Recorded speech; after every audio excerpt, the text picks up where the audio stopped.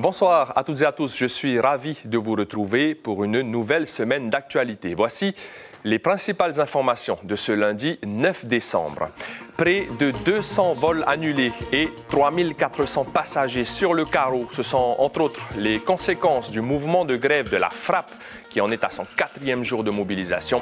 Aujourd'hui, il y avait 458 grévistes dans l'administration du pays. Certains d'entre eux ont manifesté à Tarahoy au moment où le budget 2025 est étudié.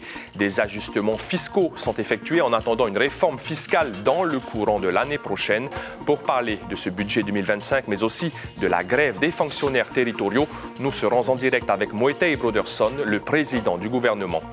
Les grands fonds marins dans le Pacifique, il en sera question à partir de demain et cela jusqu'à jeudi durant la 2e réunion de la plateforme régionale d'échange. Il sera question de connaissance et de gouvernance, mais pas seulement. Pour en parler, nous recevons Pierre-Yves Lemeur, anthropologue de l'IRD, l'Institut de recherche pour le développement, qui pilote cette plateforme. 2 applications pour smartphones innovantes ont été mises en service récemment. Elles ont été créées par 2 Polynésiens. Ouigo invite au covoiturage et Itoito encourage la pratique d'une activité physique. Les détails à la fin de cette édition. Merci d'être avec nous. Toujours aucune issue dans le conflit social qui oppose le gouvernement aux fonctionnaires territoriaux de la FRAPP.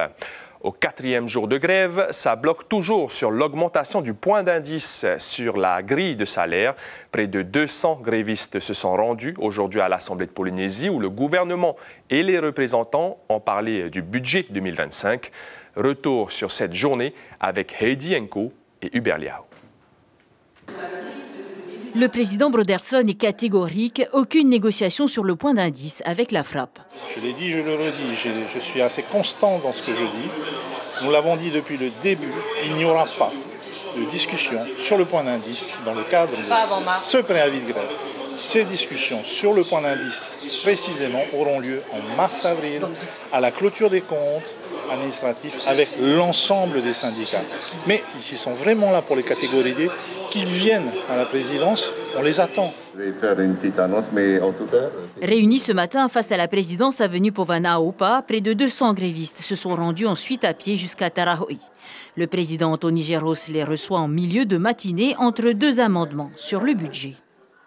Il a été très sensible à nos explications, à nos interrogations. Il nous a assuré qu'il tiendra un comité de majorité cet après-midi pour soumettre la question à l'attention des élus du pays. Voilà. Anthony Géros convie en effet la majorité Tavini pour une réunion à huis clos, juste avant la reprise de la séance cet après-midi. Aux grandes dames des grévistes, la majorité signifie alors son soutien au président Broderson et à son gouvernement pour la gestion de cette crise. J'espère qu'il prend au sérieux dans ces conditions. Si ce n'est pas le cas, là franchement, il y a péril en la demeure. Quant aux menaces de passage aux États-Unis pour les grévistes, rien n'est pour le moment sûr, car aucune plainte de touristes américains n'a pour l'heure été enregistrée. C'est la première institution du pays qui se comporte de tel. Et puis il est menteur, soi-disant, on a porté plainte. Alors on me dit que ça n'a pas été porté plainte. Je dis, le droit de grève est inscrit dans la Constitution française. Ici, on est territoire français. Mais on ne va pas se mêler de ce qui se passe aux États-Unis. Il faut se respecter. Bon, peut-être maintenant, il va falloir qu'on négocie avec Biden ou Macron. Chacune des parties reste pour l'instant campée sur ses positions. La FRAPP assure qu'elle ne lâchera rien. Quant au gouvernement, il se dit prêt à mettre en place des réquisitions si le mouvement dure. Vendredi, plus de 2000 élèves doivent rentrer dans leurs îles pour les fêtes de fin d'année. Et avec plus de 3000 passagers impactés depuis le début du mouvement de grève vendredi, le secteur touristique est bien sûr inquiet dans les archipels. Exemple à Hivaoa où des touristes étrangers sont bloqués. Ils sont plusieurs dizaines à avoir raté leurs vols internationaux au départ de Tahiti. Certains ont pu décaler leur départ mais ont dû débourser jusqu'à 2000 € de leur poche sans pouvoir espérer de remboursement. Les évacuations sanitaires sont également devenues impossibles.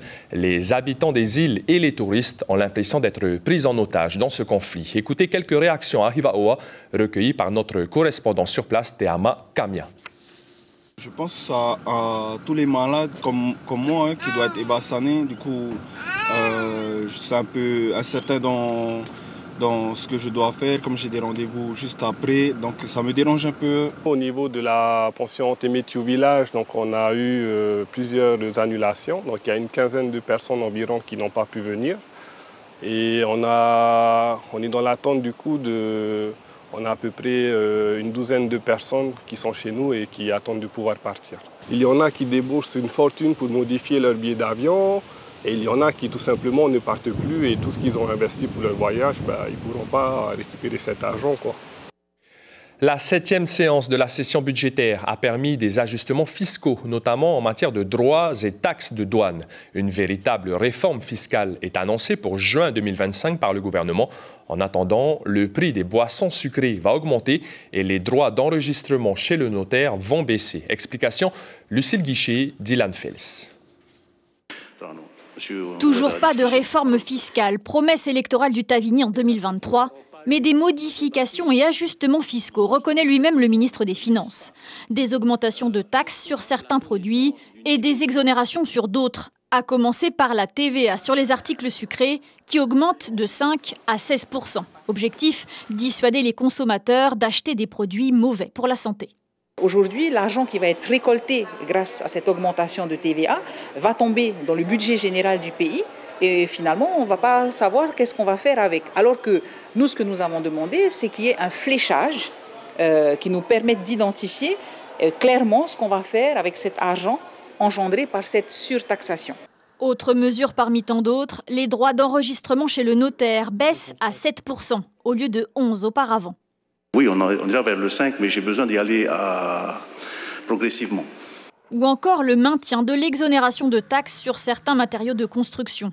Objectif recherché, faciliter l'accession à la propriété. L'opposition dubitative dépose une série d'amendements et attend une véritable réforme fiscale. Ce sont des petits ajustements et il va présenter des mesures plus importantes selon lui au mois de juin, en 2025. Mais comme on le dit, il faut absolument mener de front ces deux réformes, PSG et fiscalité. Et on voit que finalement les choses ont du mal à se mettre en place. L'année prochaine, on va quasiment être à mi-mandat et en fin de compte, aucune mesure vraiment forte n'a jusqu'à présent été mise en place. Le budget devrait être entièrement adopté d'ici mercredi. Toutes ces modifications fiscales entreront en application au 1er janvier 2025. Et pour parler finances, nous sommes en direct depuis l'Assemblée avec le président du pays, Moetai Broderson, qui est notre invité ce soir. Yorana, Monsieur le Président. Alors, on vient de l'entendre, la TVA sur les produits sucrés va passer de 5% à 16% à partir du 1er janvier. Et on a entendu l'opposition qui a demandé un fléchage. À quoi va servir cet argent, les bénéfices de cette taxe ? Alors d'abord, dire mon étonnement de voir des représentants aussi expérimentés se fourvoyer. Ils savent très bien qu'une TVA ne peut pas être fléchée. Une TVA, ça atterrit forcément dans le budget général. C'est pour ça que la TVA sociale, abusivement dénommée telle qu'elle, n'était pas une TVA, mais une taxe sociale. Donc demander à flécher une TVA, c'est un peu bizarre. Ensuite, pour ce qui est de l'affectation de ces fonds, Warren Dexter a été très clair. Les discussions sont déjà engagées avec le ministre de la Santé et en tant que de besoins et en fonction des besoins exprimés correspondant à la réalité de ce dont les comptes sociaux ont besoin, ces fonds seront affectés à ces comptes sociaux. On l'a entendu également, Monsieur le Président, pour améliorer l'accession à la propriété, il y aura une baisse des droits d'enregistrement chez le notaire et un maintien des exonérations de taxes sur certains matériaux de construction. De petits ajustements d'après l'opposition. Est-ce que des mesures plus fortes sont en préparation pour 2025 ? Oui, alors il n'y a pas que ces deux mesures que vous venez de citer. Il y a également donc le prêt à taux zéro qui va arriver, qui va permettre finalement aux ménages d'accéder plus facilement au crédit, puisqu'on l'a vu, il y a une baisse des crédits accordés cette année. Il y a tout un train de mesures donc qui visent à finalement augmenter la capacité de construction à la fois des entreprises et puis donc de l'autre côté de permettre aux ménages d'accéder plus facilement à la fois au crédit et au logement. Et la taxe sur la plus-value, est-ce qu'il est envisagé de la retirer ou non pour faire chuter les prix dans l'immobilier par exemple ? Alors, il n'y a pas besoin de la retirer puisque nous mettons en place la TVA immobilière, qui est un mécanisme qui est plébiscité par les professionnels du secteur. C'est ce mécanisme qu'ils attendent et donc c'est pour ça que nous mettons en place ce mécanisme-là. Alors, Monsieur le Président, parlant du mouvement de grève, vous restez inflexible sur le point d'indice. Vous refusez de le faire passer à 1500 francs. Est-ce que vous lâchez quand même un petit peu, le faire augmenter ou pas du tout? Quelle est votre position aujourd'hui? Ma position, elle est claire depuis le début. La discussion sur le point d'indice, elle est prévue par le Comité supérieur de la fonction publique qui s'est réuni déjà il y a quelques mois et qui a accepté le principe que ce point-là doit être discuté avec tous les syndicats, pas avec uniquement un syndicat. Et ça doit être discuté au mois de mars-avril, après la clôture des comptes administratifs. Ces deux conditions doivent être remplies, c'est essentiel. La première, pour que la représentativité des organisations syndicales soit respectée, et la seconde, pour qu'on ait une vision précise sur l'état des comptes administratifs et donc l'état des finances du pays, faute de quoi on risquerait de prendre des engagements qui ne pourraient pas être tenus. En tant que ministre du Tourisme, 3400 passagers impactés, près de 200 vols annulés depuis vendredi. Quel est votre ressentiment par rapport aux conséquences? Je suis évidemment préoccupé et attristé de voir les conséquences de cette obstination de la frappe. Nous avons depuis le début gardé la porte ouverte. Par 2 fois, nous les avons attendus 2 heures et ils ne sont pas venus. Nous avons dès le départ proposé un protocole de sortie de grève dans lequel il y a des dispositifs qui permettent de répondre aux demandes des petites catégories, des catégories D, puisque c'est là-dessus, ils viennent nous voir en disant on vient pour défendre les petits. Eh bien allons-y, discutons des petits et engageons la réflexion sur les dispositifs alternatifs au point d'indice que propose le gouvernement qui vise justement à améliorer la situation des petits. Merci beaucoup, Moïtaï Broderson. On retiendra donc que vous êtes prêt à discuter seulement pour les petites catégories, les catégories D. Donc, à propos de ce point d'indice, en tout cas, demain, on pourrait aller vers un 5e jour de grève des fonctionnaires affiliés à la frappe. Merci beaucoup, Monsieur le Président. Une journée de sensibilisation aujourd'hui au parc Vaitupa de Faa. 5 associations ont proposé aux scolaires de la commune des ateliers et des jeux pour moins polluer et revaloriser les déchets. Le projet se nomme « De mon quartier au lagon » et vise à informer les jeunes sur le lien entre le quartier et la biodiversité et à comprendre que les gestes du quotidien ont un impact sur l'environnement et le lagon. On écoute la coordinatrice Laurie-Anne Soulard, interrogée par Lucille Guichet et Dylan Fels. L'objectif de ces ateliers, c'est de montrer du coup la biodiversité, donc pouvoir découvrir des choses qu'on ne connaît pas forcément dans son quotidien et de voir l'impact qu'on peut avoir nous au quotidien sur cette biodiversité. Et l'idée de cette journée, c'est aussi de pouvoir apporter des solutions aux jeunes pour du coup prendre soin du Fénois. La deuxième réunion de la plateforme d'échange sur les grands fonds marins va débuter demain à Tahiti, à l'Université de Polynésie. L'événement va durer 3 jours et il rassemble une centaine de représentants des gouvernements, des services techniques, des organisations non gouvernementales ou encore des scientifiques. Pour la première rencontre au mois de mars en Nouvelle-Calédonie, 14 pays et territoires du Pacifique étaient réunis pour parler des enjeux de connaissance et de gouvernance des grands fonds marins. Nous recevons en plateau Pierre-Yves Lemeur, anthropologue à l'Institut de recherche pour le développement, l'IRD, qui pilote cette plateforme régionale. Bonsoir. Bonsoir. Merci d'avoir accepté notre invitation. Alors, enjeu de connaissance et de gouvernance des grands fonds marins. Dans le Pacifique, où se situent les grands fonds marins qui appartiennent, on va dire, à la France et est-ce qu'on a une idée de la superficie que ça représente? Alors la France dispose d'une ce qu'on appelle une ZE, une zone économique exclusive, donc des eaux sur lesquelles elle est souveraine, disons, qui est immense. C'est la 2e au niveau mondial après celle des États-Unis. Et à l'intérieur de cette zone, il y a en particulier les territoires du Pacifique, donc Calédonie, Polynésie française et Wallis-et-Futuna, qui représentent à peu près les 2/3 de cette ZE française. Donc c'est une surface gigantesque et un volume aussi gigantesque. Il ne faut pas oublier qu'un pays comme la Polynésie française est doté d'une forte autonomie depuis les lois de 84 et 2004, et cette autonomie concerne aussi les grands fonds marins. Et donc ça veut dire que même si certaines compétences régaliennes, militaires, de surveillance reste à la France. La Polynésie française est compétente pour les ressources de ces fonds marins et les ressources qu'on y trouve. Et justement, parlant de ressources minérales profondes, est-ce qu'on sait déjà tout sur les ressources de la ZEE polynésienne ou on a encore beaucoup à apprendre? L'option 2, on a beaucoup à apprendre. On sait on a des éléments, évidemment, mais on est absolument incapable, par exemple, si c'est le sens de votre question, de savoir si on a des ressources suffisantes pour les exploiter, quel est le degré de concentration des différents métaux, etc. Ça, on ne le sait pas, en fait. On a des idées sur la localisation, éventuellement, de certains types de formations géologiques. Mais qu'est-ce que l'on a comme minéraux qui pourraient servir ensuite à une exploitation, éventuellement? En gros, il y a 2 grandes formations qu'on pourrait trouver. Je maintiens le conditionnel parce que, une fois de plus, les connaissances sont faibles. Dans ce qu'on appelle les plaines abyssales très profondes, à 4000, 5000, 6000 mètres de profondeur, on a ce qu'on appelle les nodules polymétalliques, qui sont des petits cailloux qui se sont formés sur une durée très très longue et qui contiennent un certain nombre de métaux comme du cobalt, du manganèse, etc. Et par ailleurs, sur les monts sous-marins, on a aussi ce qu'on appelle des encroûtements qui sont également riches en cobalt, qui sont à la surface de ces monts sous-marins, en fait. Mais une fois de plus, on sait que ça existe, on ne sait pas exactement où, la localisation de tout ça et la connaissance qui serait une connaissance fine à des visées d'exploitation, on ne l'a pas du tout, en fait, actuellement. Il y a 14 pays et territoires du Pacifique qui participent, en tout cas, à cette plateforme. Est-ce qu'on a une idée un petit peu d'une cohabitation ou pourquoi pas d'une politique commune des territoires du Pacifique? Est-ce que c'est possible en matière de gestion des grands fonds marins?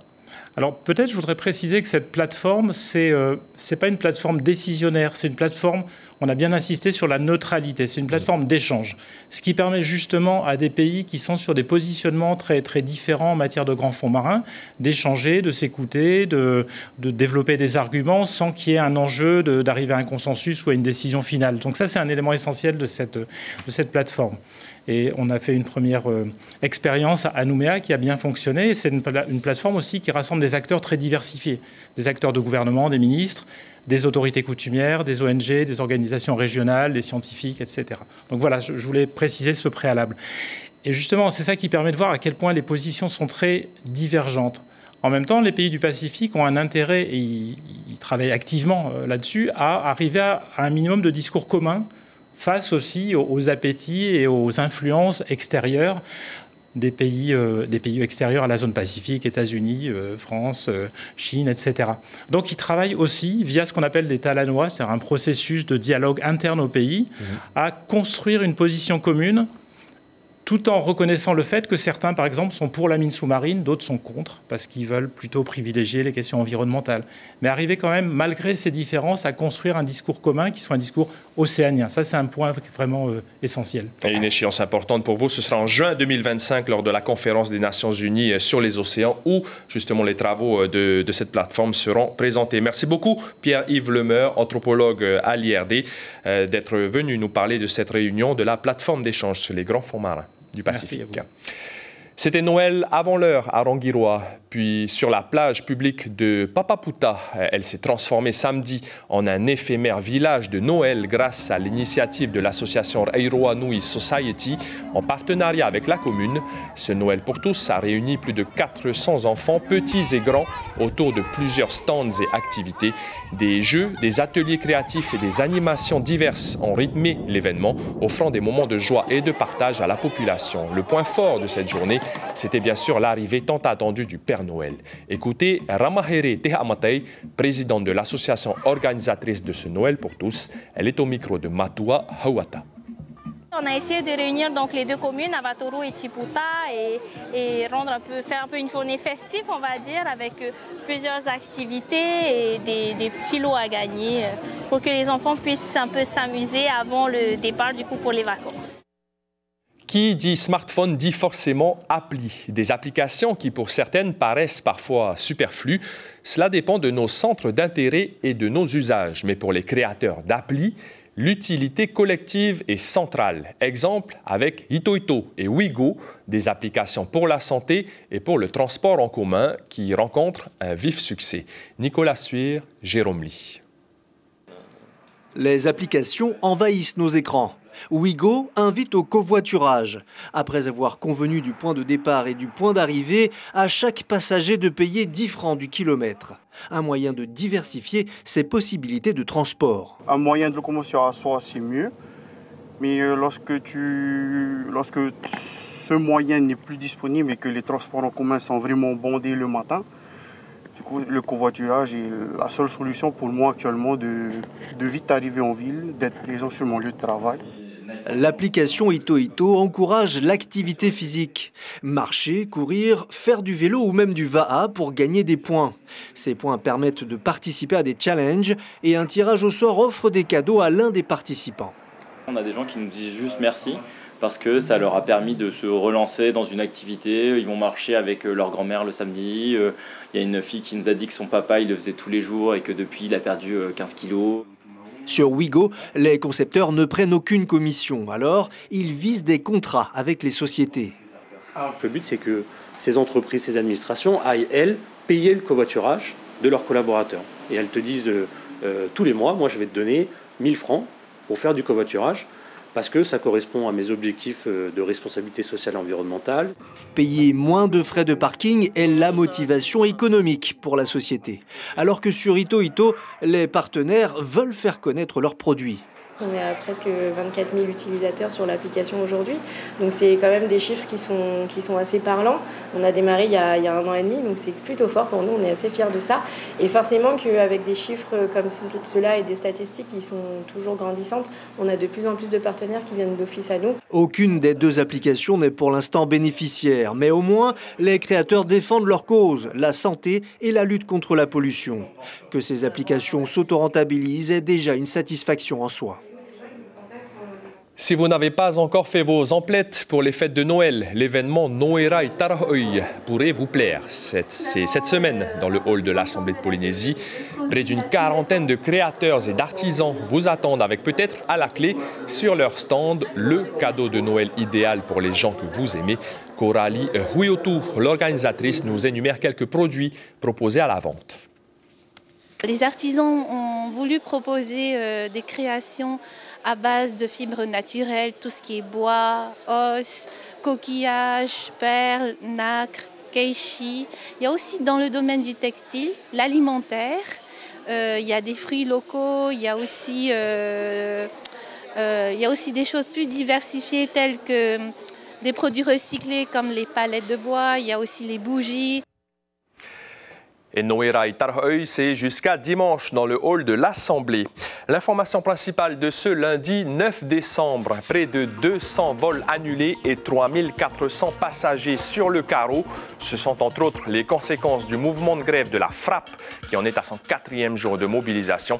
Aujourd'hui, il y avait 458 grévistes dans l'administration du pays et toujours aucun accord en vue entre le gouvernement et la FRAP. Sur votre petit écran ce soir, Polynésie la Première vous propose 2 épisodes de la série Tropique criminel. Puis à partir de 21h10, le téléfilm Meurtre à Colmar. C'est la fin de ce journal. Merci de votre fidélité. On se quitte sur des messages de vœux. Passez une excellente soirée. À demain et prenez bien soin de vous. Je souhaite de bonnes fêtes à tous les Polynésiens, en particulier au Rarumat et d'où je suis originaire. Yoranaite Matreiti Api et bonne santé à tout le monde. Maruru. À tous les Polynésiens, à tous chers amis des îles, chers amis de toutes les communes, les enfants, les anciens, vous adressez non seulement la réussite pour vos familles, mais aussi le bonheur et surtout la solidarité de la communauté polynésienne face à tout ce que nous allons vivre en 2025, qu'elle soit belle, qu'elle soit meilleure que 2004. Et restons unis, restons motivés et partageons ce vœu de faire gagner notre pays ensemble. Je pense que le plus important pour nous, l'amour et tout ça. Donc, l'année 2025, je pense qu'à Polynésie, aujourd'hui, tel que je vois, tel que je conçois, je pense qu'il peut encore évoluer.